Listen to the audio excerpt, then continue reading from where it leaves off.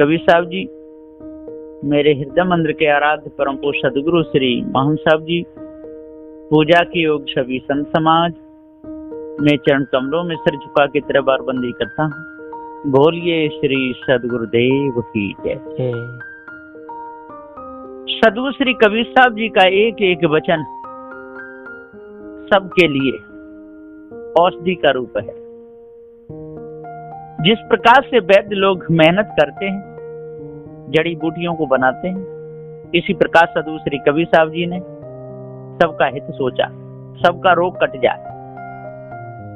जो भ्रम का विषय का जो रोग है, जो विशाल रोग है। सज्जनों, इस संसार में भटकाने वालों का हाल देखें। बहुत मीठा बोलकर भोले भाले लोगों को चक्कर में डालते हैं। कहते हैं सज्जनों, परमात्मा हमारी युक्ति से बहुत जल्दी मिल जाएगा। लो, इस माला को 1 घंटा सुबह और 1 घंटा शाम को फेरो। किसी की बातों में नहीं आना। इस माला को फेरने से आपको परमात्मा मिल जाएगा, अर्थात परमात्मा से मिलाने वाले हम आपके गुरु हैं। हमको दान सदा करते रहना, ऐसा कहकर जाल में डाल देते हैं। घाट घाट पे गुरुआ बैठे लिए तराजू बाट, और पढ़ा पढ़ा और लिखा लिखा के 16 दूनी 8 के जीरा कर दिए 12 बाट। फिर कुछ समय बाद दूसरे गुरु के पास जाते हैं। वे कहते हैं, बेटा कहाँ रहते हो? गुरुजी, चंदनपुर गांव में रहता हूँ। बेटा, कोई गुरु किए हैं क्या? हाँ गुरुजी, हमारे गुरुजी ने हमको भजन भी बताया है। बेटा, क्या भजन बताया है? क्या उस भजन को हमें बता सकते हो? हाँ गुरुजी, बता सकता हूँ। अच्छा, तो बताओ बेटा, आपके गुरुजी ने क्या भजन बताया है? गुरुजी, हमारे गुरुजी ने कहा है सुबह शाम रोज 1-1 घंटा भजन करो, आपको एक न एक दिन भगवान मिल जाएंगे। और हम आपको युक्ति बता रहे हैं भगवान से मिलने की। हमको भी दान दक्षिणा देते रहो, ऐसा हमारे गुरुजी बताए हैं। हम उन्हीं की आज्ञा का पालन करते हैं। इतनी बात सुनकर दूसरे गुरुजी बोले, अरे बेटा, उसने तो आपको भ्रम में डाल दिया है। अच्छा हुआ आप हमारे पास आ गए।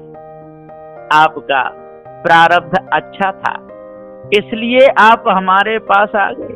बेटा, उस गुरु की बात को नहीं मानना। अरे कहीं ऐसा होता है कि सुबह शाम आंखें बंद करके बैठ जाओ और परमात्मा मिल जाए? हे बेटा, ऐसे परमात्मा नहीं मिलता। अब हम आपको बतावें सो करो। सुबह स्नान करो, स्नान करके और तिलक लगाओ और 1000 नाम परमात्मा के जपो। नाम जपने के बाद परमात्मा का भोग लगाओ। एक दान पेटी रख लो, उसमें परमात्मा के नाम की भेंट डालते जाओ। जिस समय वह दान पेटी भर जाए तो सारा पैसा निकाल कर हमको दे दो। हम भगवान ने नाम का, हम भगवान के नाम का भंडारा करते हैं, उसी में आपका पैसा लगा देंगे, कर देंगे। इतना आप कर लोगे तो भगवान परमात्मा मिल जाएगा। आपके सारे संकट कट जाएंगे। इतनी बात सुनकर वह भक्ति उनके चरणों में इतनी बात सुनकर वह भक्त उनके चरणों में गिर गया और बोला, गुरुजी, जैसा आप कहोगे वैसा ही हम करेंगे। देख लो, इस प्रकार मायावी गुरुबा लोग फंसाते हैं, धोखे में डालते हैं, भ्रम में डाल देते हैं, भक्तों का हाल बेहाल कर देते हैं। सदगुरु श्री कबीर साहब जी ऐसा नहीं किए। कबीर साहब तो सारे जालों को काटते हैं। सज्जनों, इन मायावी गुरुबा लोगों के चक्कर में फंस गए तो निकलने नहीं देते। जब तक पारक ज्ञान नहीं होगा तब तक मायावी गुरुबा लोगों के चक्कर से कोई बच नहीं सकता। इसलिए भाइयों, जड़ चेतन के भेद को जानो, पारखी संतों का साथ करो, तब मायावी गुरुबा लोगों के चक्कर से बचोगे। यह निर्णय पारखी संतों का है। जब तक पारख ज्ञान नहीं तब तक भटका खाई, पारख ज्ञान के होत ही मन निर्मल है जाय। सज्जनों, जब तक पारख ज्ञान नहीं होगा तब तक गुरुबा लोगों का जाल हमारे ऊपर चलता रहेगा। हम लोग गुरुबा लोगों के गुलाम बने रहेंगे। गुरुबा लोगों की गुलामी अभी से नहीं है, यह गुलामी तो अनादिकाल की है। हाँ, आज इस गुलामी को छोड़ सकते हो, त्याग सकते हो, यह आपके पुरुषार्थ का विषय है। पुरुषार्थ करोगे तो बंधन कटेगा, नहीं करोगे तो नहीं कटेगा। जब तक पारख ज्ञान नहीं होगा तब तक भटका खाना ही पड़ेगा। पारख ज्ञान जब हो जाएगा उसी समय मन निर्मल हो जाएगा। सदगुरु श्री कबीर साहिब जी कहे हैं, चाचर चौपाई 24 में, पूजवे को बहुदेव समुझ मन बोरा हो। मनुष्य यदि पूजा करे तो देवताओं की कोई कमी नहीं है।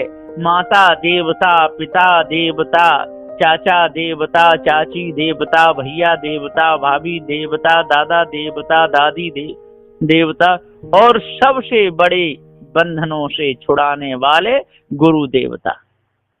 कितने देवता हैं, लेकिन फिर भी लोग नकली देवताओं की पूजा करना चाहते हैं और कर भी रहे हैं। सज्जनों, आप लोगों ने कितने देवी देवता बना लिए हैं, उनका कोई वार पार नहीं है। बहुत देवता बना डाले, उसी चक्कर में फंसे रहते हो।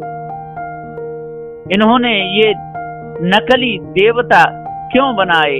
इसलिए बनाए कि असली देवताओं की पूजा न करनी पड़े। इसलिए असली देवताओं की पूजा करेंगे तो मेहनत ज्यादा पड़ेगी। असली देवताओं के लिए भोजन बनाना पड़ेगा, पानी भरना पड़ेगा, लाना पड़ेगा, पहनने के लिए कपड़े भी देने पड़ेंगे। नकली देवताओं के लिए इतनी सामग्री नहीं जोड़नी पड़ेगी। केवल पान फूल से ही काम चल जाएगा। सज्जनों, न देवताओं की कमी है, न पूजा करने वालों की कमी है, न पूजा करने वाले पुजारियों की कमी है। पुजारी पूजा करना नहीं चाहते और देवता अपने आप को भूले हुए हैं। यदि इस संसार सागर से तरना चाहते हो तो असली देवताओं की पूजा करो, यह निर्णय। बोलिए श्री सद्गुरुदेव की जय।